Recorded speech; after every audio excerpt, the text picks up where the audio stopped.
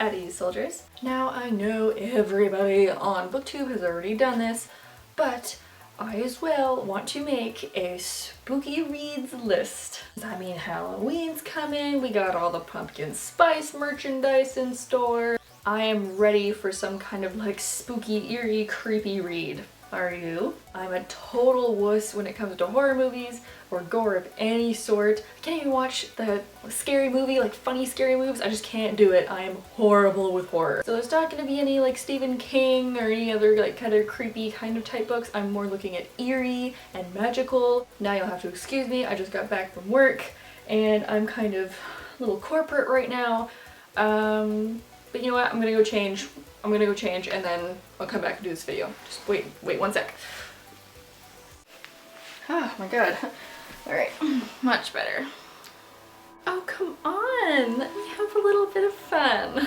And before you ask, yes, I'm doing the entire video like this. Gingers have no souls. We're gonna start off with one that's just a little all-around off, with Brenna Jovanov's The Replacement. This story follows Mark, who is himself a replacement, a changeling left by the fairies in another person's crib. He just wants to live a normal life as a human, but when his best friend's younger sister goes missing, he has to dive back into his real world of fairy. It's moody, it's eerie, and probably best suited for reading late at night when the mist rolls in. Next up is Neil Gaiman's The Ocean at the End of the Lane. This story follows a middle-aged man who comes back to his family childhood vacation home and starts to remember some of the events that occurred there. And this isn't necessarily horror, it's not necessarily fairies or werewolves or anything like that, but there is many supernatural type creatures. It's very weird.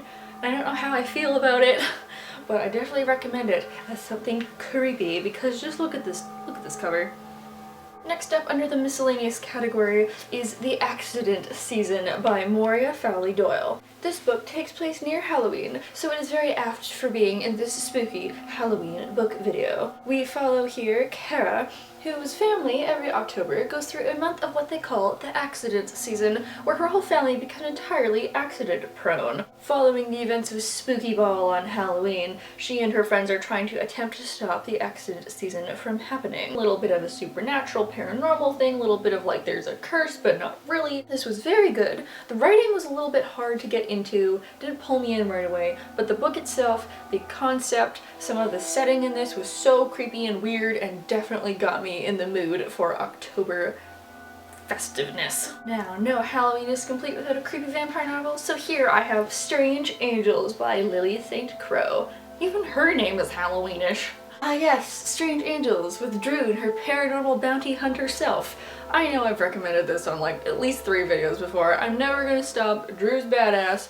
There's vampires, there's werewolfing, there's Jamfir, there is this vampire king who's creepy as crap, there's zombies, there's roach spirits, there's weird flying snake things. Trust me, you really want to check this out as a not stereotypical vampire novel.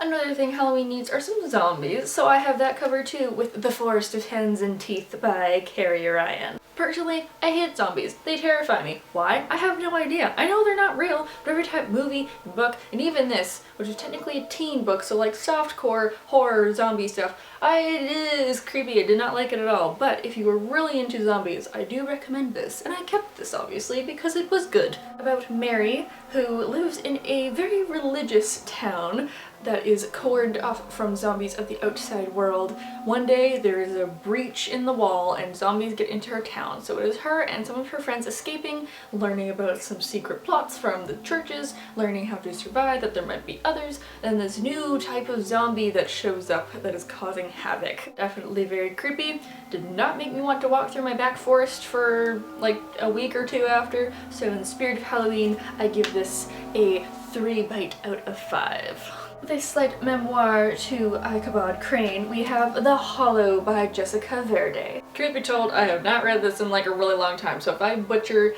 the explanation of this, I am sorry. This book follows main character Abby as she is both mourning and discovering things about her dead best friend. We learn that her best friend Kristen maybe had some secrets before she died that she did not tell Abby about that might have led to her death and some other creepy paranormal situations that she keeps getting herself into. While she's there, she meets Caspian, this boy who keeps showing up in Abby's life, and he's kind of interesting. I'm not gonna spoil that. You have to read about it yourself because you wouldn't believe me if I told you. Another all-around just creepy book, The Unbecoming of Mara Dyer by Michelle Hodkins. I know many people have read the Mara Dyer trilogy. I have only read the first one, and personally, not really loving it. That's just, sorry if you really like this, but it definitely does have that creepy Halloween feel, taking place partly in an asylum, in her own head, and the terrifying things that happen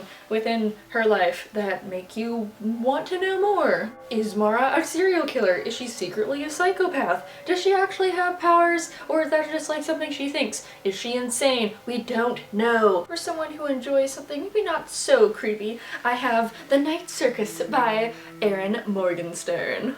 Erin Morningstar. This was pitched as a romance novel, a regular fiction, but I find this is more just a novel about this magic traveling circus. There are multiple plot lines in here. There is a romance plot line, there's just some action plot lines, there's some magician magic plot lines, but I just loved the circus in general. It's so neat.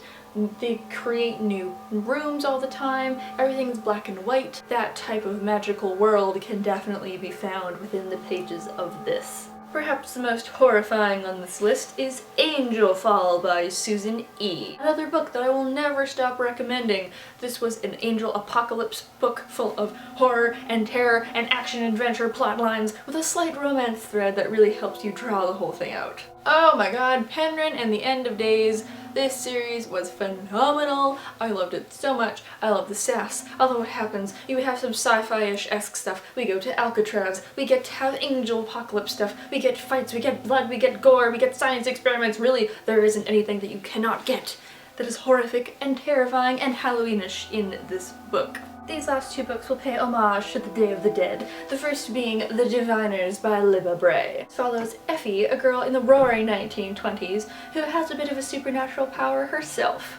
While we follow her, we find out about a serial killer doing very interesting things with the bodies of his victims. I was gonna say survivors, that's not right. With flapper girls, bootlegged alcohol, and an evil force appearing, you will definitely love this book to give you an all-round, creepy, eerie, you should look over your shoulder vibe. And lastly, the book I find to be the most Halloweenish, The Gateway Through Which They Came by Heather Marie. This cover though. We follow main character Aiden, who is what he calls a gateway. A person that ghosts can walk through to reach the other world. One of his best friends goes missing months ago, and it has been months and months since he's seen her, and then one day she shows up at school and has no recollection, won't tell him what happened, and he can't seem to get a straight answer from her. All the while he is dealing with some interesting creepy ghosts that keep following him around, and a newfound power of his that apparently all gateways have. There was actually a really interesting religious quality to this book. The church is heavily involved in it, which I found was very weird almost, because that's not really supposed to happen with ghost novels, but it did, and it did so in a wonderful way. So you get ghosts, you get demons, you get angels. It's kind of an all-round, wrapped up with a bow, perfect supernatural paranormal story, and I adored it. So there you have it, my list of creepy, eerie, Halloweenish books that I hope that you will have a chance to sit down and enjoy, perhaps with a pumpkin spice latte or a pint of blood.